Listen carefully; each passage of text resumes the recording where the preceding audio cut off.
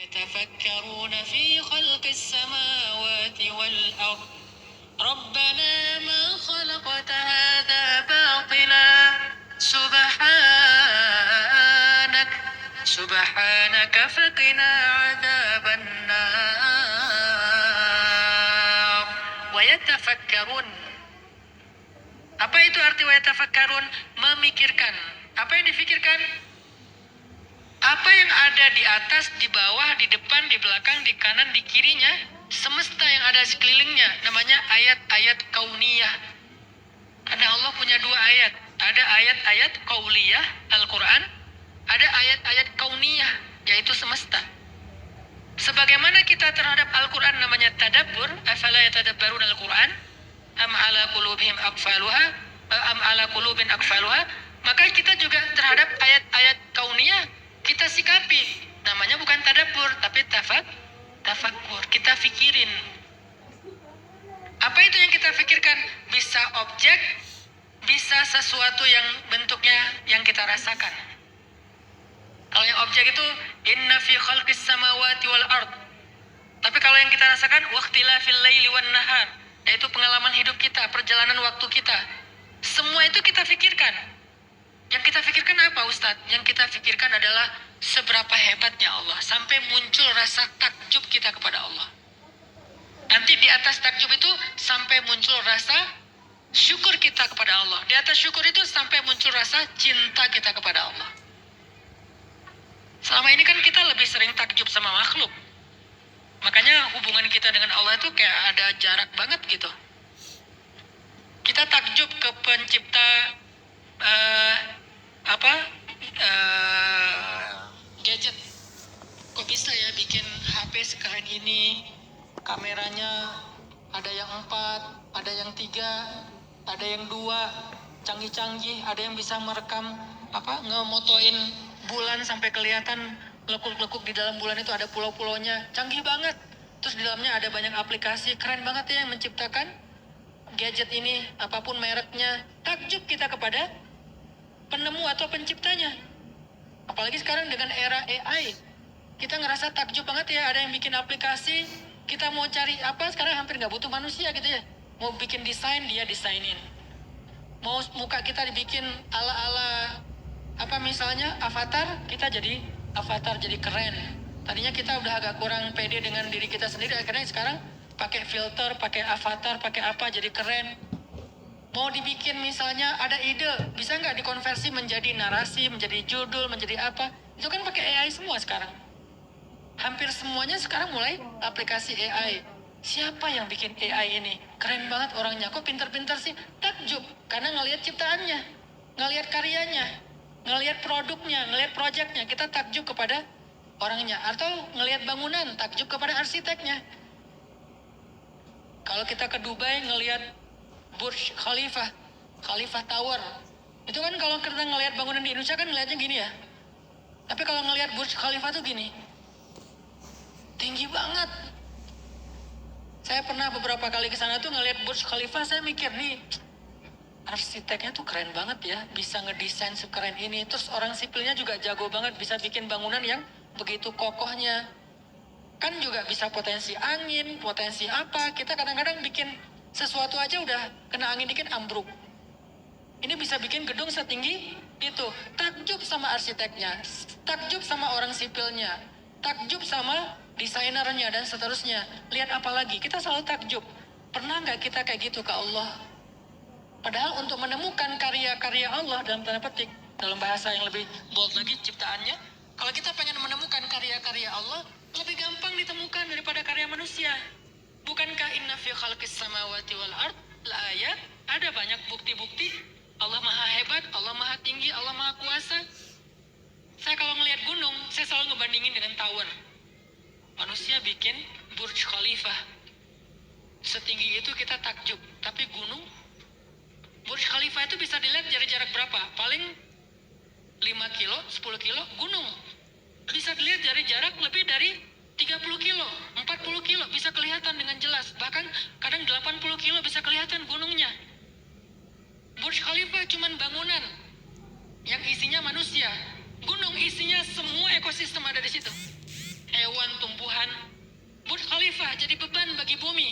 Gunung justru menguatkan bumi karena dia adalah pakunya, lapisan kerak bumi teratas. Dia yang menjaga bumi kita supaya stabil. Di dalamnya ada kehidupan, bukan cuma ada ruang-ruang, tapi ada kehidupan ekosistem berpengaruh kepada yang tinggal di situ dan yang di sekitarnya. Di dalamnya tersimpan banyak mineral yang hebat-hebat, yang mahal harganya. Allah hebat banget ya, membangun sebuah bangunan, building yang bernama gunung. Keren banget Allah itu, muncul rasa takjub. Rasa takjub itu nanti bisa dikonversi menjadi tawakal, istislam, at-tiqah billah, makin berserah kepada Allah, makin pasrah kepada Allah, makin yakin untuk nitipin hidup kepada Allah. Saya menitipkan hidup saya kepada pencipta gunung. Saya menitipkan hidup saya kepada pencipta laut. Kita kadang-kadang ngelihat orang bikin kolam renang aja takjub. Kok bisa ya bikin kolam renang yang bagus kayak gini, segede ini, infinity pool. Mahal kan untuk berenang di infinity pool? Kurang infinity apa laut teh?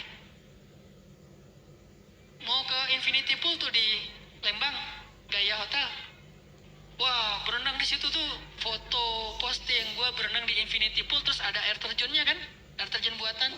Kurang keren apa buatan Allah, ciptaan Allah, air terjun yang nggak ada habisnya, yang nggak ada biaya mahal, gratis. Yang bikin berbayar kan cuma orang pariwisata. Dasarnya kan gratis dari Allah. Laut gratis, gunung gratis, sungai gratis, air terjun gratis. Kita nikmati, kita rasakan, kita lihat, kita apa. Semuanya free dari Allah dan itu teknologi yang nggak ada tandingannya di antara manusia. Kok bisa ya kita takjub sama orang tapi nggak takjub sama Allah? Masalahnya di mana? Masalahnya kurang mikir. Kalau ke orang mikir banget nih, keren banget nih si arsiteknya bisa bikin kolam. Karena saya pernah mau bikin kolam di bawah masjid ini ya, kolam renang. Pas tahu harganya nggak jadi, apalagi dengan kontur seperti di sini, lebih mahal lagi tuh biaya 1 meternya berapa juta. Terus katanya paling panjang yang bisa kita bikin di sini 30 meter Ustadz. Saya tadinya mintanya 70 meter. Ternyata 30 meter juga nyerah. Akhirnya saya bilang 15 meter gimana? Pas dihitung-hitung masih mahal juga. Ya udah deh, nggak jadi deh, saya mau mending bikin kelas dah daripada bikin kolam renang. Kalau mau berenang, udahlah bayar 50.000, berenanglah di luar daripada sekian miliar. Artinya ada orang hebat bisa bikin kolam renang, ada orang kaya bisa punya kolam renang, ada desain keren yang bisa bikin infinity pool, atau ada kolam renangnya tuh yang kayak meliuk-liuk gitu di antara pohon-pohon kayak sungai gitu. Padahal sebetulnya airnya juga pakai obat. Nggak sehat-sehat banget. Buktinya habis berenang, kita bakal kering kulit kita, nggak sehat juga kalau kita nggak bilas ya. Sementara kalau berenang di tempat yang Allah ciptakan, malah jadi kesembuhan. Berenang di laut, itu sehat bagi tubuh kita. Berenang di sungai, apalagi. Selama sungainya nggak dicemari oleh manusia kan, berarti siapa lebih hebat? Lalu siapa yang lebih berhak kita takjubi? Pertanyaannya, kenapa kita kurang takjub sama Allah? Kurang tafakur. Hasilnya apa kalau kurang tafakur? Hasilnya kurang berani berserah kepada Allah. Kalau nggak berserah pada Allah, hasilnya apa? Nggak punya pegangan hidup. Kalau nggak punya pegangan hidup, hasilnya apa? Rapuh. Makanya kita kalau mau kuat, harus ada sesuatu yang lebih kuat untuk kita pegang. Dan siapa yang paling kuat untuk kita pegang? Yang disebut dengan istilah urwatil wusqa lan fisama laha. Yang nggak mungkin kita akan jatuh, nggak mungkin kita akan patah. Allah. Bagaimana cara kita berpegang kepada Allah? Bukan hanya menghafal nama dan sifatnya, tapi meyakininya sampai ke dalam hati dan merasakan kebesarannya di dalam hati kita. Takjub namanya. Takjub itu kan rasa, bukan wawasan. Iman itu kan rasa, bukan wawasan. Walaupun harus diawali dengan ilmu, faham, wawasan, tapi harus kerasa dulu baru jadi iman. Nggak disebut orang beriman hanya dengan tahu nama, sifat, dan seterusnya. Nggak disebut orang beriman. Baru disebut orang beriman kalau dia meyakini, lebih lanjut lagi selain meyakini, merasakan. Karena meyakini juga kan ada level-levelnya, lahum darajatun 'inda rabbihim. Tapi yang paling keren itu adalah halawah, kerasa bagi dia. Salah satu caranya tafakur, teman-teman. Saya kasih contoh sirah nabawiyah bagaimana Nabi bertafakur ya. bukan tentang Allah aja, tapi juga tentang janji-janjinya, surga, neraka, dunia, segala macam. Itu tafakur bisa dilakukan dengan banyak hal. Salah satunya gini, Nabi itu pernah pulang dalam sebuah perjalanan bersama para sahabat. Terus ngelewatin satu bangkai onta, namanya onta Saibah.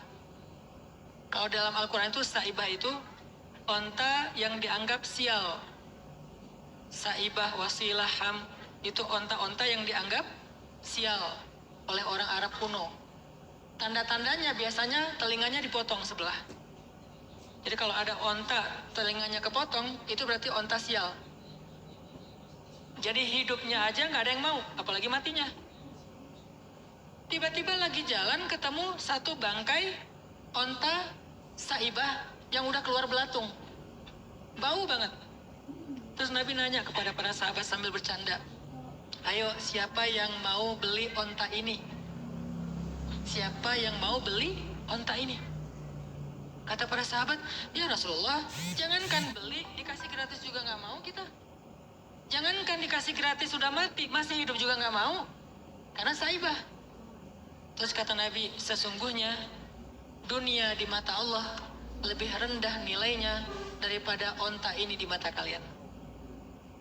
Sebegitu nggak berartinya dunia di mata Allah lebih rendah daripada pandangan kalian terhadap seekor Saibah yang sudah keluar belatung dan membangkai. Jadi kalau ada orang yang Allah kasih dunia, itu bukan tanda-tanda Allah sayang sama dia. Kalau ada orang yang Allah cabut dunia dari kehidupannya, itu juga bukan tanda-tanda Allah benci sama dia. Karena sayang dan bencinya Allah kepada hamba tidak dilihat dari seberapa banyak dunia diberikan kepada dia dan berapa banyak dunia diambil dari dia. Seandainya itu tanda-tandanya, harusnya semua nabi itu orang kaya. Tapi ada nabi yang kaya, ada nabi yang miskin. Itu mah takdir. Ada yang kaya, ada yang miskin. Biasa aja lah dengan itu. Kita nggak mencela kekayaan, tidak juga mengeluhkan kemiskinan. Itu mah urusan lain. Tapi tentang cinta Allah, kasih sayang Allah, bukan itu indikasinya. Nah, dari pemahaman ini, seseorang jadi tahu. Jangan nanti bilang gini, Allah kok tega sih sama aku, setelah aku hijrah malah dikasih banyak masalah. Berarti dia salah paham nih tentang ma'rifatullah. Dia nggak kenal Allah. Dia pikir Allah tuh kalau dia udah hijrah, sayang sama dia terus kasih dunia ya. Menurut tafakurnya Nabi tadi, ternyata dunia itu nggak ada nilainya. Yang di dalam hadis lain diistilahkan dengan lebih ringan daripada 11 sayap nyamuk. Lebih ringan dari 11 sayap nyamuk. Padahal satu nyamuk itu beratnya 0,0001 gram. Satu nyamuk. Berarti 1 gram itu butuh berapa nyamuk? 1000 nyamuk. Nyamuk loh ya, bukan sayapnya. Ini lebih ringan dari 11 sayap nyamuk. Berarti Allah itu bukan benci sama kita ketika ngambil dunia. Bukan sayang banget sama kita ketika diberikan dunia. Bukan itu. Ini salah paham gara-gara nggak ma'rifatullah. Nggak kenal sama Allah. Dia cuma hafal nama dan sifatnya. Tapi nggak kenal Allah. Beda kan? Hafal sih Allah itu apa. Tapi nggak kenal. Lalu dia salah dengan kesalahpahamannya, dengan kejahilannya, menuduh Allah. Allah engkau nggak adil. Allah engkau tega sama saya. Allah engkau nggak mengijabah doa saya. Apa maumu ya Allah? Apa yang kurang dari saya? Kesalahpahaman itu muncul gara-gara dia tidak ma'rifah, orang tafakur. Terus apa bentuk sayangnya Allah? Bentuk sayangnya Allah itu justru dikasih ampunan. Bentuk sayangnya Allah itu justru diangkat derajat. Bentuk sayangnya Allah itu justru dikasih kemuliaan. Banyak. Termasuk dikasih taufik. Itu tuh yang paling luar biasa. Kalau Allah udah sayang sama hambanya, dikasih taufik. Apa itu taufik? Taufik itu dimudahkan dalam saddul thoriqil syarr wa tashilu thoriqil khair. Ditutup pintu-pintu keburukan, malah dibuka pintu-pintu kebaikan. Itu taufik. Itu tafakurnya Nabi tentang Allah. Tapi dalam bahasa dunia. Jadi mengenal Allah itu dengan kayak gitu. Atau Nabi dalam perjalanan lain juga pernah. Lagi jalan, terus Nabi ngajak sahabat untuk tiduran di pasir, karena di sana padang pasir bukan padang rumput ya. Tadi saya ngobrol sama Coach Aslam yang ngebimbing kita di program Sharing Circle, termasuk yang saya pakai ini, teman bertumbuh. Ini di antara program-program pemuda hijrah dan pesantren juga yang dibimbing sama Coach Aslam. Jadi ini program-program dengan tema mental issue buat teman-teman yang pengen ikut juga. Ternyata kalau kata Coach Aslam itu ada satu terapi dalam ilmu psikologi namanya grounding ya Coach ya. Grounding. Grounding itu ya duduk, jalan, baring di alam. Itu dilakukan sama Nabi dan sahabat. Ketika Nabi pulang dari sebuah perjalanan, Nabi ngajak sahabat grounding. Tapi karena di sana bukan padang rumput, groundingnya di padang pasir. Malam itu adalah malam purnama. Kayak malam ini nih, malam 15. Purnamanya di Arab karena mungkin nggak mendung ya, jadi clear banget.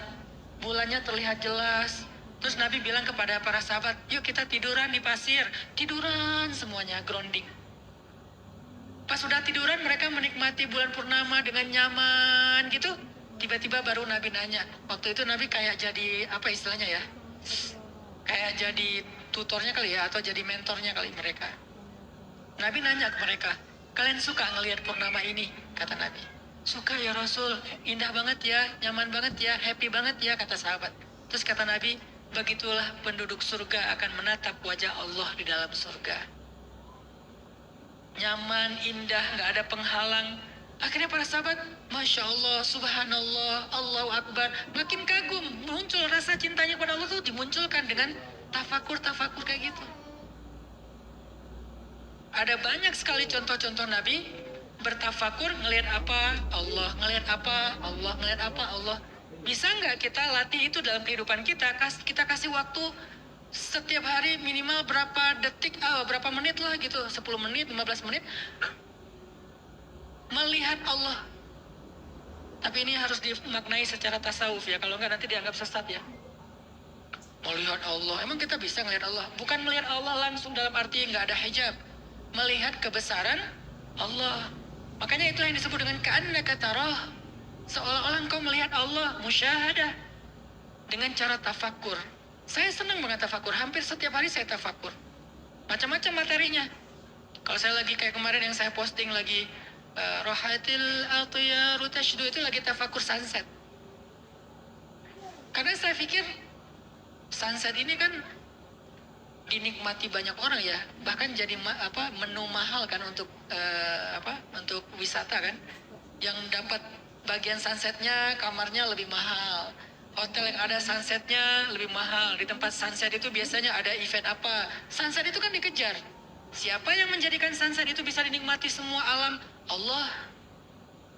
Dan sunset itu sangat romantis, warnanya itu kayak detail banget. Allah tuh yang mendesain sunset, setiap hari muncul kalau lagi nggak mendung, indah banget.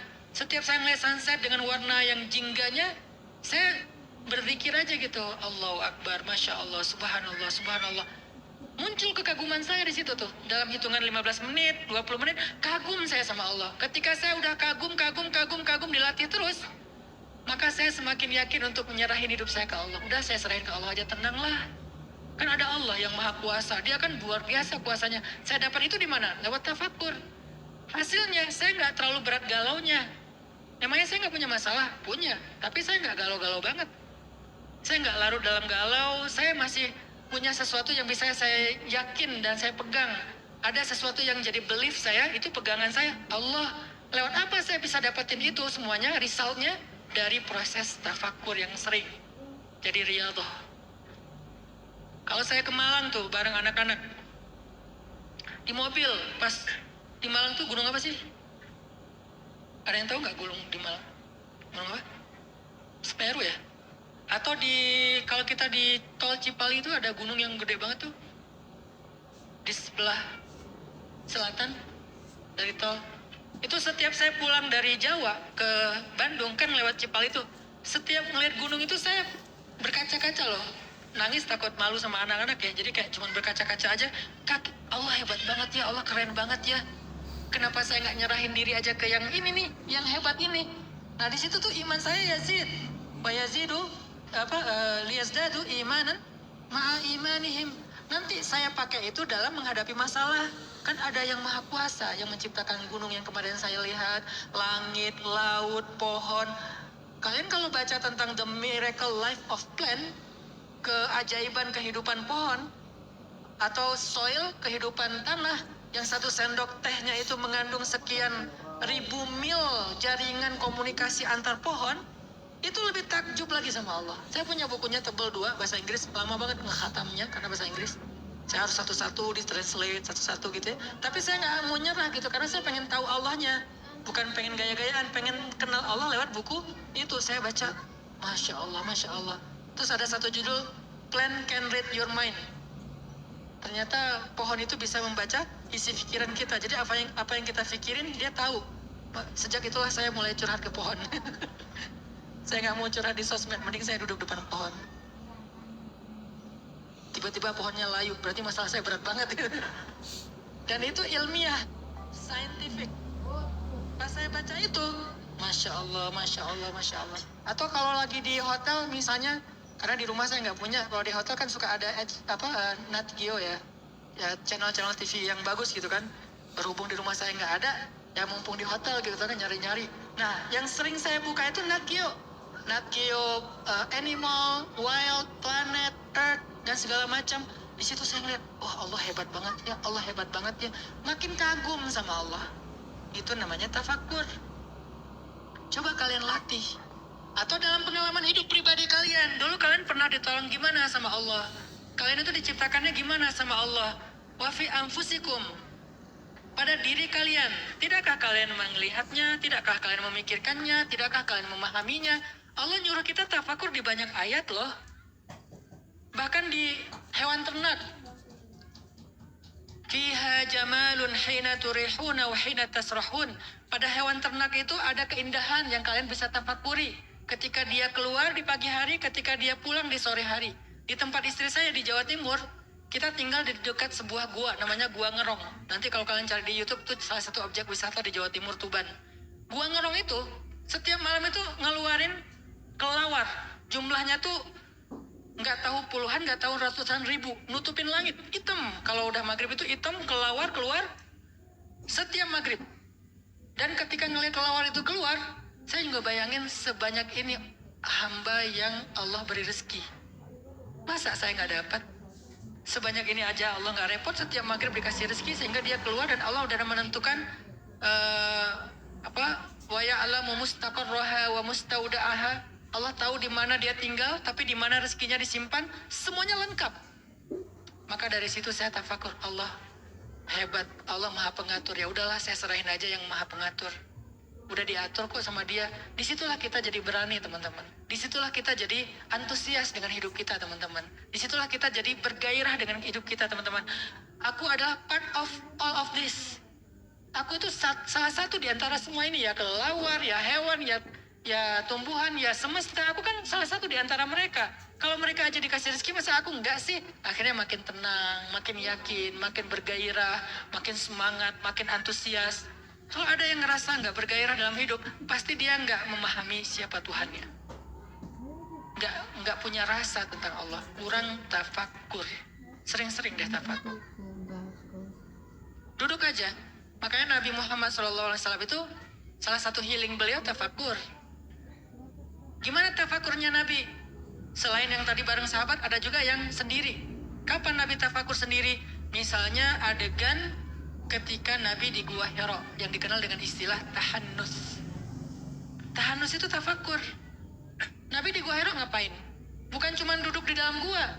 Tahu nggak ngapain Nabi di Gua Hiro? Selain duduk di dalam gua, Nabi sering banget di Gua Hiro duduk di mulut gua ngelihat kota Mekah. Duduk di mulut gua ngelihat kota Mekah. Disitulah Nabi mikirin, aduhai kota yang suci, warisannya Ibrahim dan Ismail. Dulu kota ini adalah simbol dari tauhid. Sekarang banyak syirik, banyak patung-patung berhala, manusia mengotorinya, segala macam. Seandainya Allah membersihkan kota ini, aku ingin sekali membersihkan. Bagaimana caranya? Lalu ngelihat ke langit, karena dari mulut gua itu bisa ngelihat bumi, bisa ngelihat langit. Ya Allah, tolonglah kami, segala macam. Tafakur. Jadi kayak helikopter view gitu, melihat sesuatu secara lebih luas. Dan saya sejak dulu punya hobi naik ke tempat yang tinggi, tafakur. Terutama kalau saya punya sebuah program. Dulu tahun 2006 awal saya di Bandung. Tower yang saya bisa naik itu masih BTC di Gedung Kelapa, Kebun Kelapa. Saya naik ke lantai paling rooftopnya BTC. Saya bilang suatu saat saya harus eksis di kota ini. Saya bilang 2006 saya harus punya program di kota ini. Saya harus bisa membuat sebuah perubahan di kota ini. Saya mikir lama dulu di situ. Orang mungkin ngapain sih, mau bunuh diri atau ngapain? Enggak, saya lagi tafakur. Saya nggak punya gua hero, adanya gua BTC.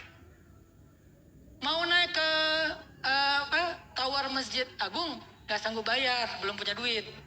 Jadi cari yang gratis-gratis saja lah. Nah, naik ke BTC, lantai 1, 2, 3, dikira nih kayaknya kalau dilihat di CCTV ini orang mau bunuh diri nih. Dia majang kerung gitu kan. Sampai di atas saya duduk begini aja. Sampai sekarang kalau saya minta kamar di hotel, saya pasti minta yang paling tinggi lantainya. Selama itu nggak mahal-mahal banget gitu ya, masih bisa request sama panitia, boleh nggak yang lantainya paling tinggi. Kenapa? Saya suka ngelihat view yang jauh dan yang luas. Itu hobi saya, jauh dan luas. Disitulah, tanya deh sama Umi, tanya sama anak-anak, apa hobinya Baba kalau di kamar? Buka hordeng, diem. Apa yang saya pikirkan di situ? Visioner.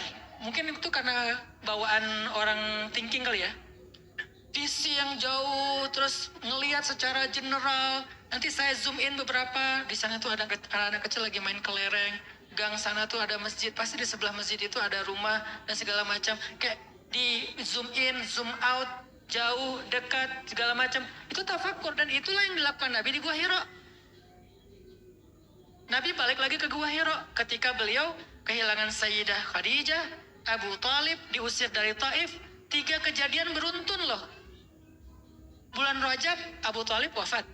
Bulan Ramadan Khadijah wafat. Hanya berselang 2 bulan. Lalu gak lama kemudian beliau diusir dari Taif. Dalam keadaan beliau lagi galau banget nih, lagi berat banget batinnya, beliau balik lagi ke Gua Hira. Karena ke Taif diusir, di Mekah gak bisa masuk, beliau balik ke Gua Hira. Ngapain di Gua Hira? Tafakkur. Itu healingnya Rasulullah. Tiba-tiba dijemput sama seorang kafir Quraisy yang baik hati, namanya Mut'im bin Adi. Nabi di Gua Hira tuh dicari-cari seharian sama Mut'im. Di mana ya Muhammad? Ke rumah istrinya Khadijah nggak ada, ke rumah sepupunya nggak ada, ke rumah paman-pamannya nggak ada. Mut'im curiga nih, kayaknya Muhammad ke Gua Hira karena itu tempat favoritnya. Dicari, ternyata Nabi benar ada di Gua Hira.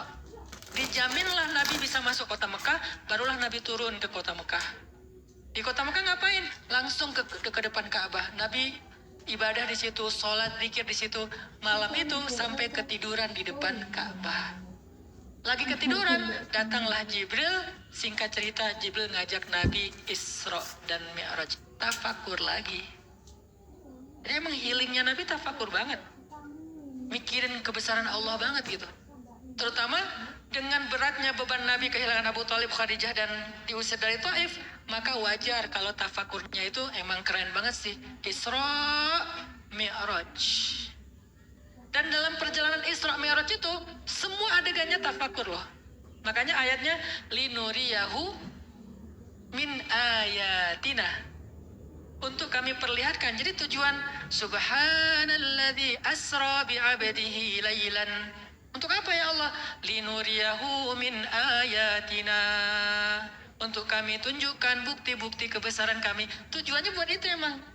Jadi kalau kita tanya apa tujuan Isra, baca surat Al-Isra.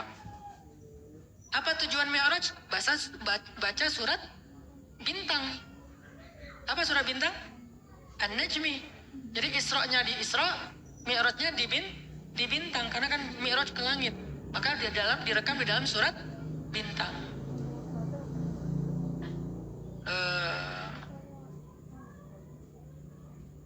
Ada juga ayat yang mirip. Coba cek surat An-Najm, kita cek ayatnya.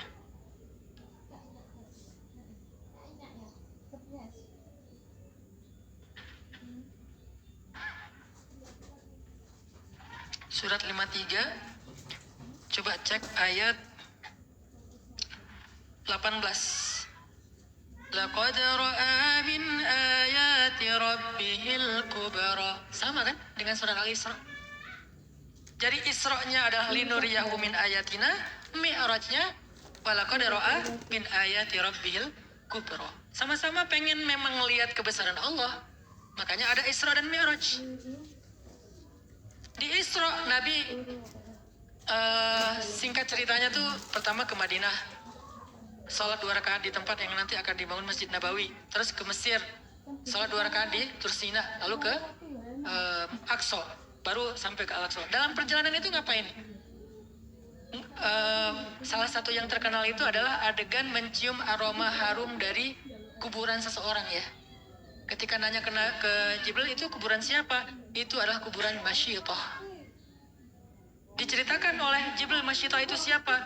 Akhirnya Nabi dapat spirit di situ. Oh, Masyidah aja sebegitu berat dakwahnya sampai dia sekeluarganya dibunuh dengan cara dimasukkan ke dalam minyak yang mendidih. Tapi dia nggak keluar dari tauhid, dia tetap la ilaha illallah ahadun ahad. Mirip dengan sahabatku Bilal, Zinnairah, Sumayyah, Yasir, Ammar dan seterusnya. Nabi jadi semangat lagi dengan cerita Masyidah. Tafakur namanya. Tentang nggak beranjak dari iman, tetap dengan keimanannya kepada Allah, kuatnya iman Masyidah. Nanti di Masjid Aqsa ditunggu oleh para anbiya. Jadi selain sholat bersama para anbiya itu kan beliau ketemu dengan mereka. Mereka berkisah tentang kisah-kisah mereka. Dengan kisah-kisah itu akhirnya Nabi tafakur lagi. Udah singkatnya udah beres lah Isra. Mi'raj sekarang. Naik ke langit pertama, ketemu Nabi siapa? Naik ke langit kedua, ketemu Nabi siapa? Naik ke langit ketiga, ketemu Nabi siapa? Setiap langit itu ketemu Nabi. Langit pertama ketemu Nabi Adam. Ahlan bibnis salih wan nabiyus salih. Selamat datang dengan anakku yang saleh dan Nabi yang saleh. Adam cerita tentang perjuangannya. Ketemu Nabi siapa yang diangkat ke langit? Wadhkur fil kitab Idris, Nabi Idris.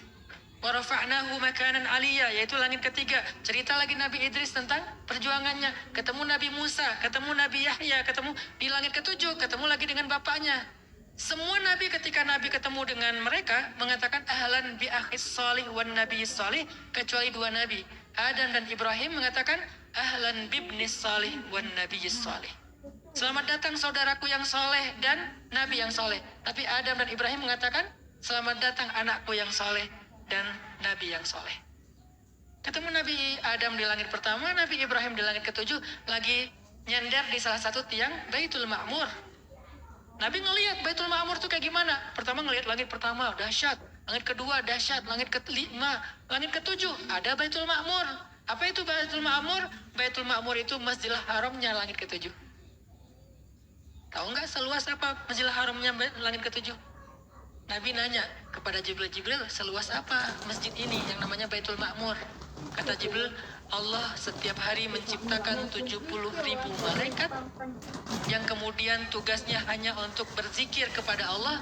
70.000 malaikat itu masuk ke Baitul Ma'mur sampai hari ini ya Rasulullah. Dari dulu tuh, dari sejak Allah pertama menciptakan malaikat, setiap hari itu ada 70.000 malaikat yang masuk ke Baitul Ma'mur dan gak keluar lagi sampai hari kiamat. Segitulah luasnya Baitul Ma'mur. Sehari 70.000 malaikat masuk, gak keluar lagi. Besok 70.000, lusa 70.000, terus 70.000 dan gak keluar lagi. Satu malaikat aja memenuhi langit dan bumi. Ada 70.000 malaikat dan itu udah berlangsung sekian miliar tahun, gak keluar lagi selama-lamanya. Itulah kenapa yusabbihu lahu ma fis samawati wa ma fil ard. Yang di langit semua bertasbih kepada Allah, di antaranya para malaikat di Baitul Ma'mur. Gak butuh tasbih kita sebetulnya.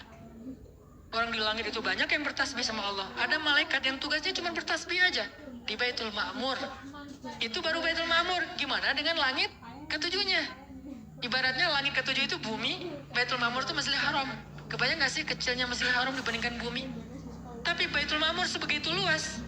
Langitnya lebih luas lagi. Tapi langit itu gak ada apa-apanya dibandingkan Arasy Allah dan seterusnya. Banyak kajian-kajian yang lebih dalam lagi tentang ini. Intinya disitulah Nabi walaqad ra'a min ayati rabbihil kubra. Kalau di Al-Isra linuriyahu min ayatina, gak bilang kubra ya. Tapi kalau Mi'raj walaqad ra'a min ayati rabbihil kubra.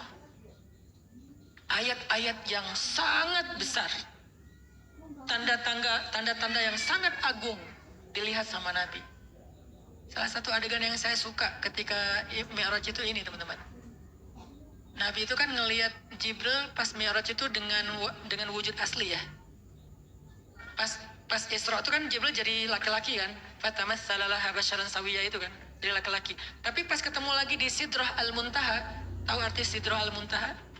Sidrah itu pohon, Al-Muntaha itu yang paling ujung, yang pernah dilalui oleh makhluk. Gak ada yang melampaui itu. Cuman itu batas terakhir. Ada satu pohon, disitulah Nabi ketemu Jibril. Jibril menampakkan diri di Sidrah Al-Muntaha itu dengan wujud aslinya yang sangat agung. Allah aja nyebutin gimana Jibril. Di antara sifat-sifat Jibril itu apa? Zumirwatin. Zumirrah. Apa itu Zumirrah? Malaikat yang wibawa banget gitu. Atau disebut juga muta'in sama amin, malaikat yang ditaati oleh malaikat yang lain. Atau ruh, disebut juga dengan ruh, tidak disebut dengan malak. Malaikat Jibril yang agung itu menampakkan dirinya dengan sangat istimewa, sangat agung, sangat besar di Sidrah Al-Muntaha. Kemudian ketika Allah berfirman saat mereka ada di Sidrah Al-Muntaha, begitu Allah berfirman, Jibril itu jatuh tersungkur. Kata para ulama itu kayak kita megang kain kayak gini. Ini Jibril, begitu Allah berfirman, Jibril jatuhnya gini. Gak ada daya dan upaya sama sekali. Itu namanya kharru sujjadan wa bukiya. Tersungkur, sujud, menangis, ta'zim kepada Allah Subhanahu wa taala. Jibril yang begitu agung, jatuhnya kayak kain yang dilepas ketika Allah berfirman. Mendengar Allah berfirman. Setelah itu nanti di antara urusan-urusan gaib kita nggak ngerti, tapi ada satu adegan yang saya suka banget. Apa? Saat Nabi takjub sama Jibril, pas pulang Nabi nanya gini sama Jibril, Jibril, umur kamu berapa sih? Lagi perjalanan pulang nih, kan udah beres nih, kayak apa istilahnya ya, ayat-ayat yang besarnya. Sekarang yang gimmick-gimmicknya aja lah gitu ya. Memang agak penasaran sih Nabi. Kan kita udah lama nih berteman nih. Berarti kan udah 8 tahun kan? Karena kan itu terjadi di tahun ke-8 kenabian gitu kan. Udah 8 tahun nih kita berteman. Udah 10 tahun karena itu terjadi di tahun ke-10 kenabian. Udah 10 tahun kita berteman nih. Aku belum tahu, kamu umurnya berapa sih Jibril? Lagi perjalanan pulang nih. Terus Jibril nunjuk satu bintang. Muhammad, anggap aja lampu itu bintang gitu ya. Muhammad, lihat bintang itu.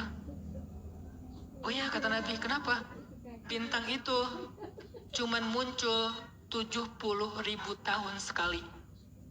Dan aku sudah melihat bintang itu sebanyak 70.000 kali. Itulah usia Jibril. Bintang itu cuman muncul 70.000 tahun sekali, dan aku udah ngelihat bintang itu 70.000 kali. Berapa sih? Ya sekianlah, cari kalkulator aja nanti. Dan luar biasanya, Nabi bilang lagi, Jibril tahu nggak itu bintang apa? Jibril bingung, dia cuma nunjuk-nunjuk aja nih, tapi nggak tahu. Nabi Muhammad nanya, tahu nggak itu bintang apa?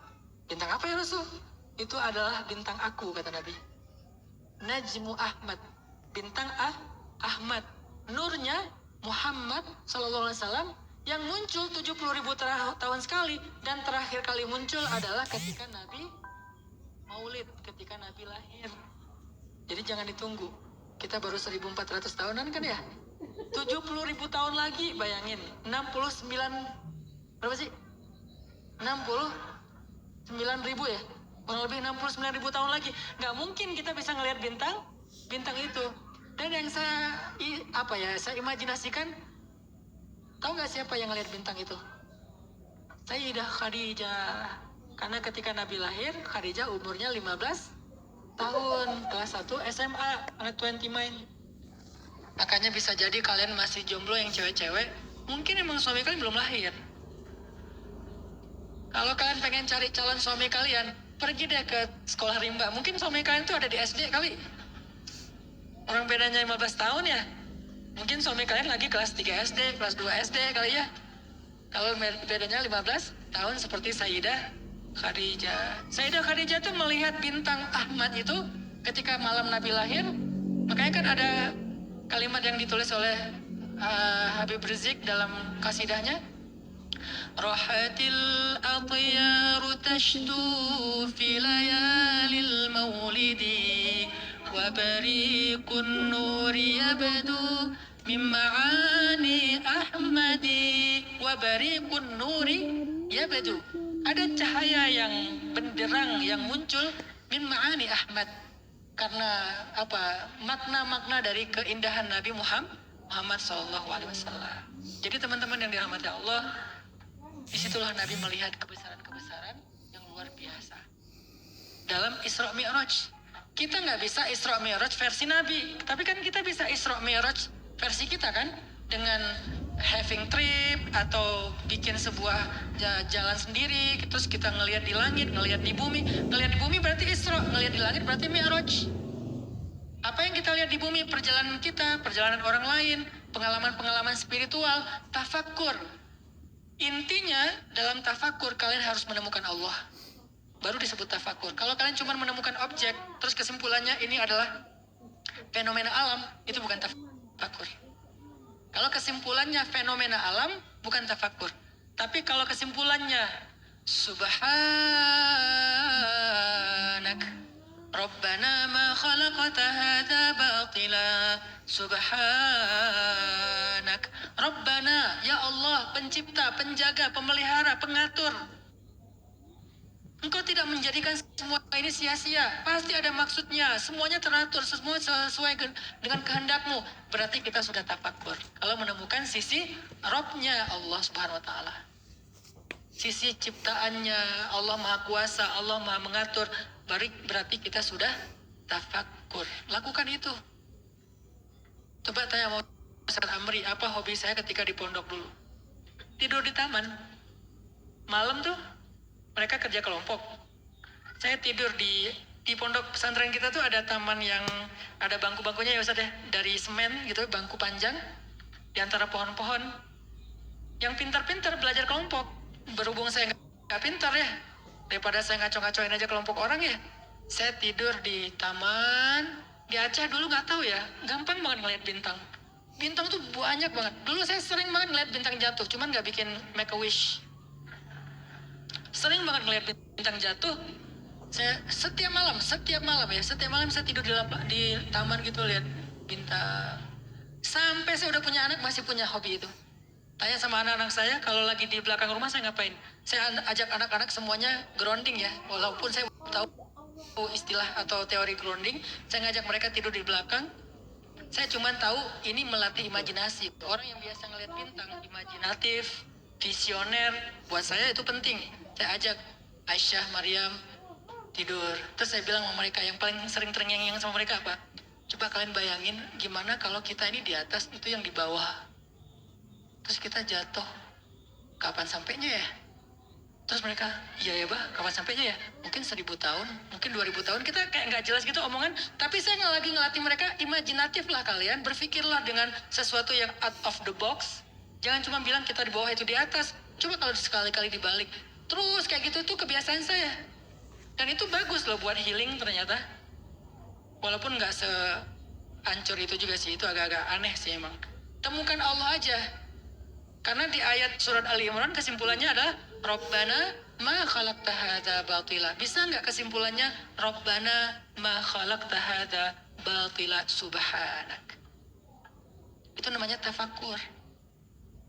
Apalagi di sini tadi nih ngeliat view. Kenapa kita bikin masjid di puncak di sini, nggak di bawah? Karena kalau secara akses kan lebih gampang di bawah. Di bawah nggak ada view. Kalau di hotel-hotel view itu mahal kan? Saya pengen yang paling mahal itu buat masjid. Bukan buat cabin house, bukan buat kelas, bukan buat asrama, buat masjid yang paling mahal. Ini best view di kawasan pesantren tuh di sini. Udah kita cek dari awal mana best view-nya, di sini best view-nya. Akhirnya kita bikin masjid di sini. Pas banget lagi kiblatnya di sana. Dan sunsetnya juga di sana. Berarti ini selain Masjid Rohila, kita nyebutnya kalau bahasa gaulnya Masjid Sunset. Karena view sunsetnya paling bagus. Ini promosi Masjid Rohila ya buat kalian yang online. Silakan datang ke sini gitu. Insya Allah kalau bulan depan udah jadi, Ramadan insya Allah udah clear semuanya. Itu kalau sholat maghrib di sini paling nyaman karena sunset. Apalagi kalau nggak mendung gitu. Maghrib sama subuh. Habis sholat subuh, itu kota Bandung tuh clear banget. Kalian bisa ngelihat Ciwidey, kalian bisa ngelihat Garut, kalian kalian bisa ngelihat Pangandaran kali ya, kalau kalian punya imajinasi. Atau mungkin kalian bisa ngelihat Kutub Selatan, kalau kalian lebih imajinatif lagi. Ya sekurang-kurangnya kalian ngelihat Garut sama Ciwidey. Di sana tuh Gunung Garut dan Gunung Ciwidey tuh clear banget loh. Pagi-pagi, makanya itikaf di sini teh. Habis subuh tuh clear, disitulah kalian duduk, disitu semuanya diem. Kalau ditanya lagi ngapain, lagi tafakur. Kenapa tafakur? Galau. Mending tafakur untuk menemukan Allah di dalam hati. Dengan kesimpulan, ya Allah engkau hebat banget ya, engkau maha kuasa, engkau dahsyat, engkau keren, engkau apa. Ketika ketakjuban itu makin kuat di dalam hati kita, maka dikonversilah menjadi as-thiqah, at-tawakkal, al-istislam, al-inabah, kembali kepada Allah, yakin sama Allah, berserah pada Allah, berpasrah pada Allah. Itu hasil dari tafakur. Tafakur itu yang pertama. Yang kedua, gimana cara memunculkan hubbun lillah atau hubbullah, mencintai Allah dalam hati kita, atau mencintai makhluk karena Allah juga. Gimana caranya? Ada yang kedua namanya as-sana'u 'ala Allah. Belajar muji-muji Allah. Bahasa lain yang paling gampang itu ya zikir, tasbih, tahmid, takbir, tahlil. Bahasa umumnya as-sana'u 'ala Allah. Belajar memuji Allah. Kenapa saya lebih memilih kata sana daripada tasbih dan zikir? Karena kalau zikir dan tasbih itu kan dia udah memang sesuai dengan apa yang diajarkan. Kalau sana itu kita masih punya ruang kreatif. Jadi nggak hanya mengatakan subhanallah, alhamdulillah, Allahu akbar, kita juga bisa bilang Allah keren banget, Allah maha indah, Allah luar biasa, Allah baik banget sama saya. Itu semuanya dengan bahasa kita, itu termasuk sana, memuji Allah. Dan semakin sering kita memuji Allah, semakin muncul rasa takjub kita kepada Allah, rasa grateful kita kepada Allah, rasa syukur kita kepada Allah. Makanya secara bahasa kata para ulama, apa itu as-sana? Kata ulama, annas-sana'a huwal kalamul jamil. As-sana itu tulisannya gimana Ustaz? Kalau bahasa Latinnya T-S-A-N-A terus koma di atas. Sana. Apa itu sana? Al-kalam al-jamil.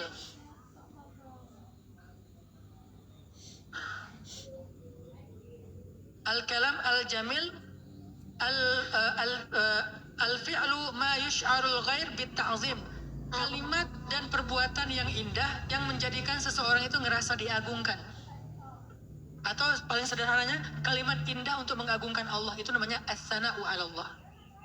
Bisa nggak kita sering-sering ya sana kepada Allah, muji-muji Allah.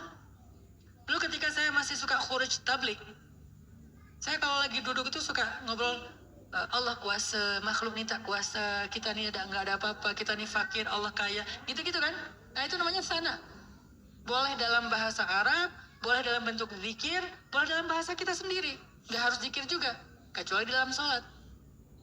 Jadi kita bisa sekali-kali atau dibiasain gitu ya dengan teman kalau lagi nongkrong. Mulai sekarang anak-anak yang udah hijrah, nongkrongnya itu jangan cuman lambe syariah deh. Gibah tapi Masya Allah, masa gitu sih? Astagfirullah, gak nyangka ya. Ya lambe syariah. Gibah tapi zikir. Udah deh, kalau lagi nongkrong tuh jangan cuman lambe syariah. Astagfirullah, Masya Allah, auzubillah, amit-amit ya. Nah itu namanya lambe zikir sih, tapi ngomongin orang. Udah deh, bisa lagi. Bisa nggak topik kalian itu dirubah ketika lagi nongkrong? Boleh nggak sepertiganya aja? Harusnya sih sebagian besar ya. Minimal sebagian kecilnya kalian belajar sana Allah. Allah tuh baik banget ya, Masya Allah, Allah begini.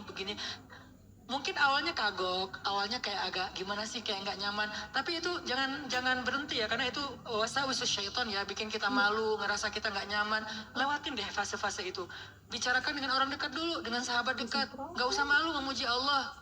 Kenapa kita nggak malu memuji diri sendiri sementara kita malu memuji yang layak dipuji?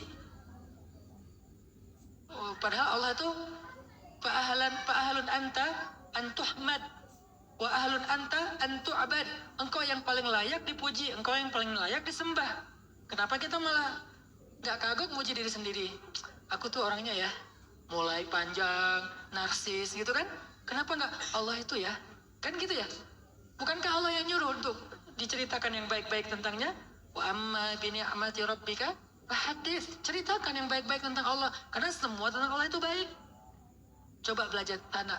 Allah itu baik banget, Allah itu sempurna banget, pengaturannya sempurna segala macam. Sering-sering kayak gitu. Itu akan memunculkan rasa hubb, mahabbah di dalam hati kalian kepada Allah. Sana Allah. Apalagi kalian sana Allah itu di dalam doa dengan asmaul husna, dengan keagungan-keagungannya. Saya pernah cerita lah dalam beberapa kisah, itu banyak banget ya kisah-kisah tentang sana Allah yang memunculkan solusi, mengobati hati yang lelah. Itu tuh ceritanya banyak banget nih, saya ulangi beberapa ya. Misalnya dulu ada cerita, ini kisahnya diriwayatkan oleh Anas bin Malik dalam sebuah kisah panjang. Kata Anas bin Malik, kana rajulun ala ahadin Nabi sallallahu alaihi wasallam yattajiru min biladis Syam ila al-Madinah wa min al-Madinah ila biladis Syam. Ada seorang laki-laki di zaman Nabi itu, dia tuh berdagang dari Damaskus ke Madinah, dari Madinah ke Damaskus. Nah, suatu hari laki-laki itu sedang perjalanan dari Damaskus ke Madinah. Tiba-tiba dia dicegat sama perampok di tengah jalan. Kata perampok itu, "Kif, berhenti kamu." Lalu kemudian diambil harta-hartanya. Setelah diambil harta-hartanya, laki-laki ini bilang gini, "Sya'nuka wa mali wa khalli sabili." Udahlah, ambil aja harta saya, tapi jangan menghalangi perjalanan saya. Kata orang itu, "Harta kamu emang udah saya ambil, sekarang saya pengen bunuh kamu," kata dia. Setelah dia ngerasa nggak punya celah untuk lari, akhirnya dia bilang gini, "Anzirni hatta atawadda'a wa usalli wa ad'u rabbi subhanah." Kasih saya waktu sebentar, saya mau berwudu, saya mau sholat, mau berdoa kepada Tuhan saya sebelum saya mati. Akhirnya kata perampok itu, "If'al ma badalak." Ya udah, jangan lama-lama ya, lakukan apa yang kamu mau. Dia wudu, dia sholat. Setelah selesai sholat, dia berdoa gini, "Ya wadud, ya dzal arshil majid, ya mubdi, ya mu'id, ya fa'al lima yurid, as'aluka binuri wajhika alladhi mala'a arkana arshik, wa as'aluka biqudratika allati qadarta biha ala khalqik, wa birahmatika allati wasi'at kullu syai', la ilaha illa anta, ya mughis aghithni, ya mughis aghithni, ya mughis aghithni." Setelah dia membaca doa ini, tiba-tiba datang malaikat mengendarai kuda, memakai ikat kepala berwarna hijau, menggunakan tombak, harbah menggunakan tombak. Lalu malaikat itu turun dari langit, langsung kayak memukul si pencuri itu sampai pencuri itu terkapar. Kemudian malaikat itu mendatangi laki-laki tersebut, mengatakan, "Kum faktulhu." Berdiri kamu, bunuh dia, kata malaikat. Jadi dikasih harbah, dikasih tombaknya malaikat ke laki-laki itu, "Nih ambil, bunuh dia. Mumpung dia udah terkapar kan ya. Kalau dia masih berdiri kan susah, udah terkapar." "Kum faktulhu," kata malaikat. Kata faqala lahu tajir, kata laki-laki pedagang ini, "Man an? Kamu siapa?" "Fama qataltu ahadan qat wa ma tatayyaba nafsi biqatlih." Saya nggak pernah bunuh orang, dan saya nggak suka juga membunuh siapapun. Ini orang kayak polos banget gitu, lugu banget. Akhirnya karena malaikat nggak bisa ngandelin dia, diambil lagi tuh tombak sama malaikat, dibunuh. Selesai dibunuh, malaikat itu cerita siapa dirinya. Kata malaikat, "Aku adalah ya'lam anni malakun minas sama'is tsalitsah." Aku adalah malaikat dari langit ketiga. Hina da'autal ula sami'na li abwabis sama' qa'qa'ah faqulna amrun hadas. Ketika engkau mengatakan ya mughith yang pertama, kami mendengar suara pintu langit itu kayak bergesekan gitu, pintu jendela langit itu terus para malaikat mengatakan amrun hadas, amrun hadas, amrun hadas. Ada kejadian ini, ada kejadian. Lalu ketika engkau falamma summa da'auta tsaniyah, kemudian engkau berdoa dengan doa yang kedua, fafatahat abwabus sama' walaha syararun kasyararin nar. Ketika engkau mengatakan lagi ya mughith aghithni, maka langit itu pintu-pintunya terbuka semuanya, dan setiap pintu-pintu itu punya kayak apa ya, lembaran-lembaran, kayak lembaran-lembaran apa ya, kayak helai-helai gitu kan, kayak helai-helai jelatan api gitu ya.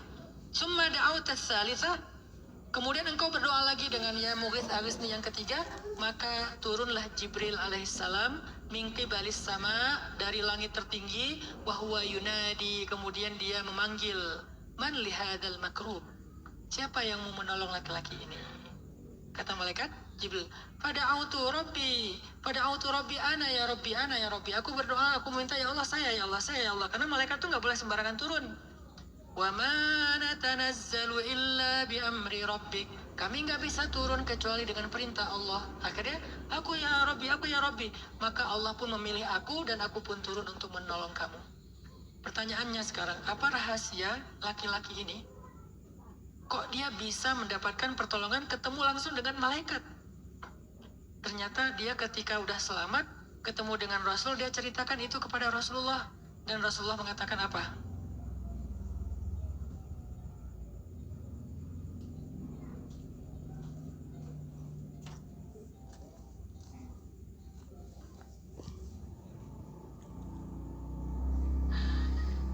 Ketika dia cerita kepada Rasul, wajah at-tajiru saliman ghaniman hatta dakhala al-Madinah fa akhbara an-nabiyya bil qissah. Kemudian dia datang dalam keadaan selamat, dalam keadaan nyaman ke kota Madinah, dan dia menceritakan kisahnya kepada Nabi. Faqala an-nabi, laqad laqinnaka Allahu asma'al husna allati idza da'a biha ajaba wa idza sa'ala biha a'ta. Engkau sudah diajarkan oleh Allah tentang nama-namanya yang mulia. Siapa yang meminta dengannya akan diijabah. Siapa yang punya masalah dan meminta kepadanya akan diberikan. Maka kata Nabi, ya Abdullah, annahu man da'a bidu'aika hadha fi kulli kurbatin wa syiddah wa kulli nazilah farajallahu anhu wa a'anah.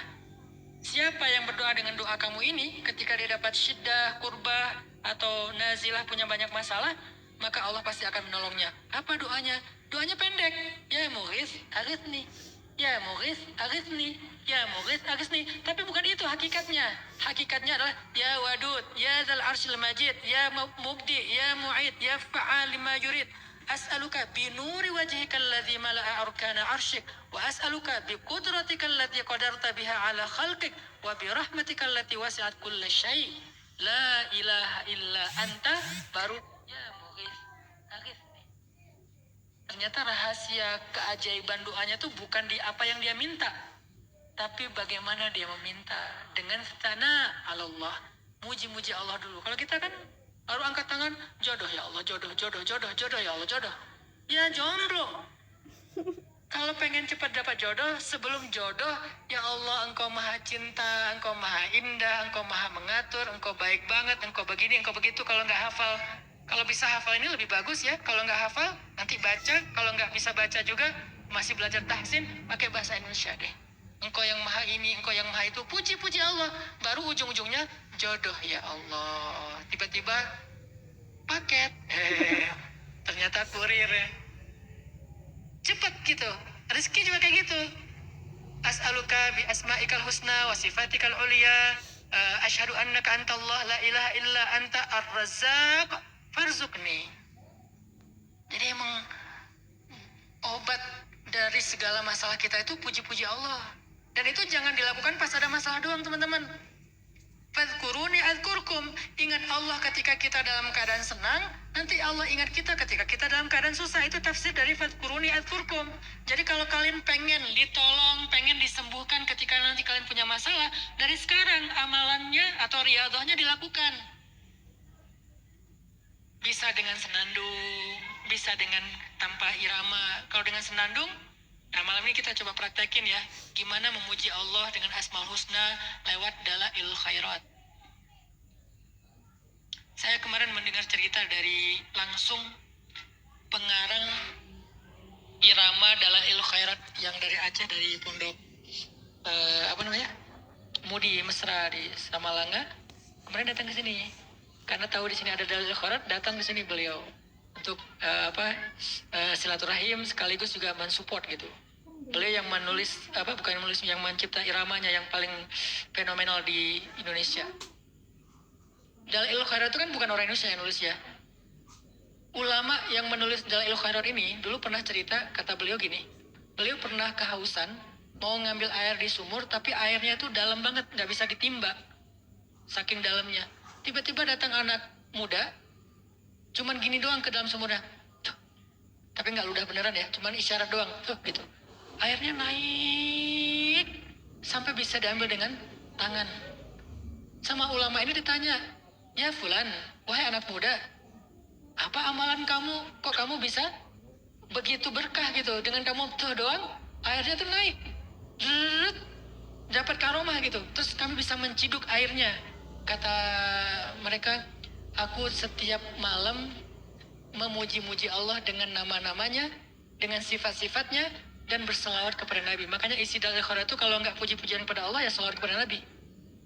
Sejak saat itulah Syekh ini menulis satu kitab Dalail Khairat yang setiap katanya tuh setiap malam tuh ada bacaannya khusus, malam Senin apa, malam Selasa apa, itu didawamkan sehingga menjadi syifa, menjadi maunah, menjadi pertolongan Allah macam-macam. Itu Dalail Khairat. Dan di dalam ilmu tasawuf ada dua salawat yang sangat, qasidah yang sangat terkenal. Yang satu namanya Dalail Khairat, yang kedua namanya qasidah burdah atau salawat burdah. Dua-duanya nih ajaib nih.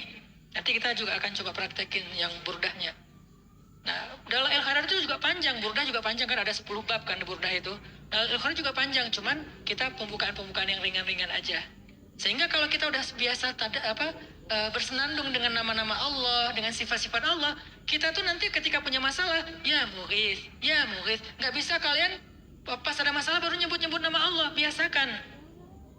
Itu rahasianya para nabi. Kenapa Nabi Ibrahim ketika mengatakan hasbi Allah wa ni'mal wakil, api jadi sejuk. Kenapa Nabi Yunus ketika mengatakan la ilaha illa anta subhanaka inni kuntu minadz zalimin, arasy jadi bergetar. Kenapa Nabi Musa ketika mengatakan kalla inna ma'iya rabbi sayahdin, laut terbelah. Kenapa Nabi Musa ketika mengatakan Rabbi inni lima anzalta ilayya min khairin faqir, Allah langsung mendatangkan calon jodohnya kepada beliau. Keajaiban-keajaiban itu nggak terjadi dengan doa doang. Kita kurang meneliti ceritanya. Mereka punya riyadhah, mereka punya wirid. Sahabat itu ahli wirid banget loh. Saya baru tahu ya, ada sahabat namanya Abdullah bin Zubair. Ternyata Abdullah bin Zubair itu rajin wirid kalau malamnya tuh. Wiridnya di dalam sholat. Sehingga Ibnu Abbas bilang Abdullah bin Zubair membagi malamnya menjadi 3. Membagi hidupnya menjadi 3 malam. 1 malam dihabiskan dengan berdiri, 1 malam dihabiskan dengan ruku, 1 malam lagi dihabiskan dengan sujud. Yang berdiri, kata Abdullah bin Abbas, aku datang ke Masjid Nabawi untuk tahajud, aku lihat Abdullah bin Zubair lagi berdiri. Aku beres tahajud, Abdullah bin Zubair masih berdiri. Berdirinya panjang, sampai menjelang subuh baru dia ruku, sujud, tahiyat, selesai. Jadi tahajud malam pertama itu full berdiri, ruku dan sujud, tahiyatnya sebentar-sebentar aja. Malam kedua, kata Abdullah bin Abbas, aku datang ke masjid melihat Abdullah bin Zubair lagi ruku. Aku tahajud, beres aku tahajud, Abdullah bin Zubair masih ruku. Malam ketiga aku datang ke masjid, Abdullah bin Zubair sedang sujud. Aku beres tahajud, Abdullah bin Zubair masih sujud. Tahu nggak yang menceritakan ini siapa? Ahlul Quran, Abdullah bin Abbas. Itu kalau sholat nggak pendek, panjang. Jadi kalau Ibnu Abbas saja sholatnya begitu panjang, tapi Abdullah bin Zubair masih berdiri, masih ruku, masih sujud, sepanjang itulah ruku, sujud, berdirinya Abdullah bin Zubair. Pertanyaannya, apa yang dibaca? Saya punya satu kitab Kutaibat ya, buku kecil tapi isinya tuh luar biasa. Itu ternyata bacaan-bacaan tentang wirid ketika berdiri, wirid ketika ruku, wirid ketika sujud, ditulis oleh ulama Al-Azhar. Nanti saya bawa kapan-kapan ke sini. Itu ketika sujud itu subuhun, kudusun dan seterusnya, banyak bacaan tasbihnya. Ternyata itu baca itu aja bisa sejam. Masalahnya kan mereka hafal Ustadz. Kalau kita sujud gimana caranya? Mana terdisimpan sebelah? Repot ya, karena kita nggak hafal. Kalau gitu kita bacanya di luar sholat.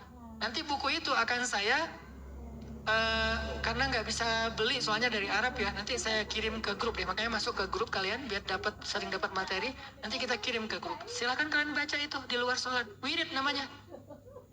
Pernah lagi, ini Bilal nih yang cerita, aku pernah datang ke masjid mendengar Rasul dan Abdullah bin Abbas itu sedang wirid katanya. Wiridnya panjang banget. Aku nggak hafal wirid-wirid itu. Sampai setelah selesai sholat subuh, aku curhat ke Rasulullah. Ya Rasulullah, aku nggak punya wirid seperti wiridmu dan Ibnu Abbas. Berarti kan sahabat itu suka wirid. Aku nggak punya wiridmu dan wirid Ibnu Abbas. Aku cuma punya wirid sederhana ya Rasulullah. Kata Nabi, emang kamu wiridnya apa wahai Bilal? Allahumma inni as'aluka ridhaka wal jannah wa a'udzubika min sakhatika wan nar. Cuman itu doang ya Allah, ya Rasulullah. Aku nggak punya wirid yang panjang dengan doa-doa yang macam-macam, cuman segitu. Kata Nabi, wahai Bilal, wirid kami panjang-panjang intinya itu juga. Membesarkan hati Bilal. Tapi di sini saya belajar bahwa ternyata Rasulullah itu suka wirid. Abdullah bin Abbas itu suka wirid. Kalau saya baca buku itu, ternyata para sahabat kalau berdoa itu wiridnya panjang banget, baru doa ujung-ujungnya. Kalau kita kan langsung Rabbana atina fid dunya hasanah fil akhirati hasanah wa qina adzabannar ya. Nggak ada wirid-wiridnya gitu.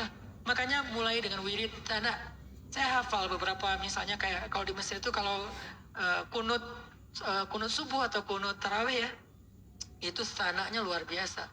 Allahumma lakal hamdu kulluh wa lakal syukur kulluh wa ilaika yurja'ul amru kulluh sirruhu wa alaniyatuh fa'ahlun anta an tuhmad wa ahlun anta an tu'bad لا إله إلا أنت الأحد الصمد لم يلد ولم يولد ولم يكن له كفوا أحد اللهم إنك قلت وقولك الحق ادعوني أستجب لكم ها نحن ندعوك كما أمرتنا فاستجب لنا كما وعدتنا يا سامع الصوت يا كاسي العظام لحما بعد الموت.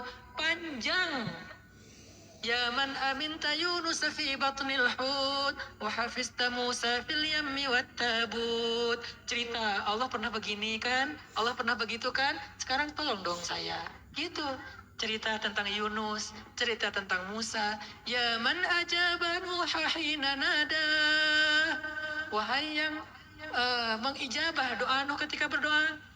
Wasami wa kasyafa وكشف الضر عن أيوب في بلواه وسمع يعقوب في شكواه ورد إليه يوسف وأخاه.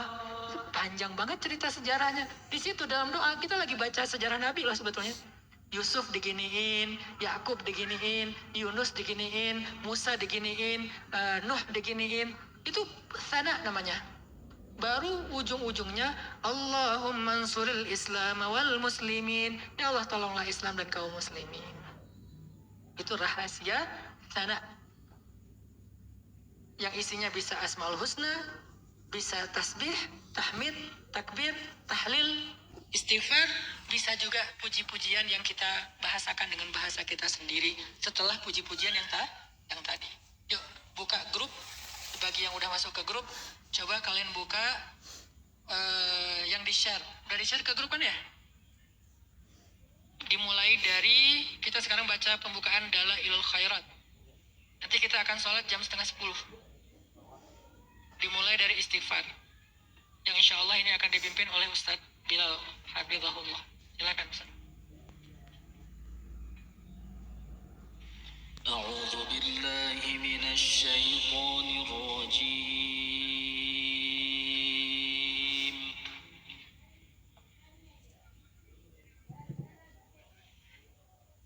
بسم الله الرحمن الرحيم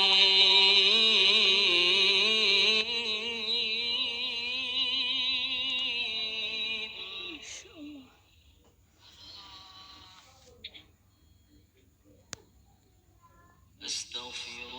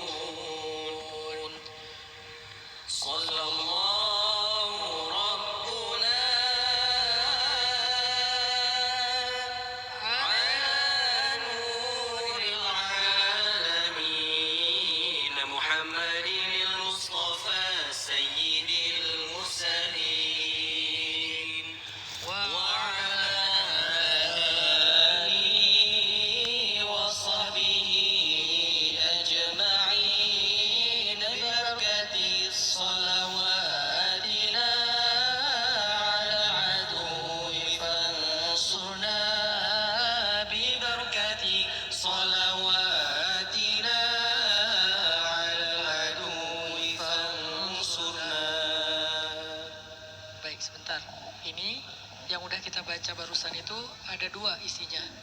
Pertama istighfar, kedua salawat. Dan itulah pembukaan yang paling baik. Kita istighfar dulu, takhalli dulu, tanzih dulu, membersihkan diri dulu, kemudian kita mulai memuji Nabi, salawat. Nah, sekarang yang ketiga kita masuk kepada Asmaul Husna. Maaf ya kalau belum hafal nadanya, ikut-ikut aja dulu. Nanti kita biasain. Semoga kalian istiqomah dengan sarung time sampai hafal nada Asmaul Husna. Jadi ini bukan nada yang ya Allah, ya Rahman, ya itu kan versi ESQ ya. Atau yang versi sangat legend. Huwallahul ladzi la. Nah, ini ada versi yang berbeda. Mudah-mudahan nanti jadi biasa. Silakan Ustaz Bilal. Bismillahirrahmanirrahim. Allah. Huwa Allahul ladzi la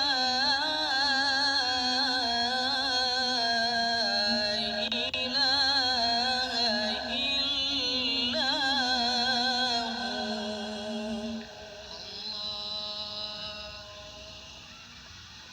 hu. الرحمن جل جلاله الرحيم جل جلاله الملك جل جلاله القدوس جل Sebentar. جلاله. Nah, biar teman-teman paham. Ar-Rahman, kenapa enggak ya Rahman, ya Rahim? Ya, kenapa ada Jalla Jalaluh? Jadi kita setiap nama itu kita muliakan dengan kata-kata dia maha mulia, Jalla Jalaluh, dia maha tinggi gitu ya. Makanya setiap Asmaul Husna ada kata Jalla Jalaluh. Tapi pas disyairkan kesannya kayak Jalla-Jalla ya. Jangan baca Jalla-Jalla ya. Jalla-Jalla, bukan gitu ya. Jalla-Jalaluhul Rahim, Jalla-Jalaluhul Malik. Jadi disambung gitu karena ini namanya syair. Tapi aslinya Ar-Rahman Jalla Jalaluh, Ar-Rahim Jalla Jalaluh. Pas disyairkan luhnya tuh jadi nyambung ke depan. Luhul, kok ada luhul sih? Kayaknya aku nggak pernah luhul. Luhul, kulhu kali. Kulhu Allah, kan itu yang paling common ya. Bukan kulhu ya, luhul. Jadi Jalla Jalaluhul Rahim, Jalla Jalaluhul Malik, Jalla Jalaluh. Jadi Jalla Jalaluh. Gitu ya maksudnya. Boleh diulang Ustaz dari Ar-Rahman? الرحمن